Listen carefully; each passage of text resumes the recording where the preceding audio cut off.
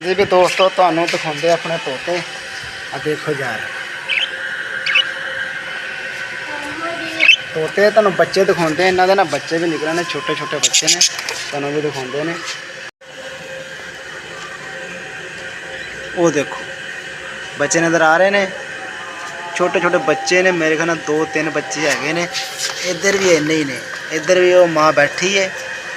तो थले वो देखो अंडे अंडे भी है तो नाल बच्चा भी लगता कोई एक अद्धा कढ़िया बोलते रहा वो देखो वो आ रहे नज़र पर ही पीछे हो जाओ बच्चे भी ने देखो जी अपने को 4 तोते थे हुण माशाल्लाह किन्ने रश लग गया है तो बच्चे ही बस ये नारे लगे ही रहिंदे ने ते ये बच्चे इस तरह नहीं कटते है कि अगर तुसी भी तोते रखे हैं ना तो ये कपड़ा पा के तुसी रखना सारा ढक के रखना सही है ना सारा ढक के रखोगे तो फिर ये बच्चे कटते नहीं मैं 1 महीना इन्हूं ओपन ही रखा वा इस तरह तो बच्चे इन्होंने कोई नहीं कड्डे 1 महीना तो कपड़ा पा के रखे इन्होंने अंडे भी दे दिते मुड़ के बच्चे भी कटते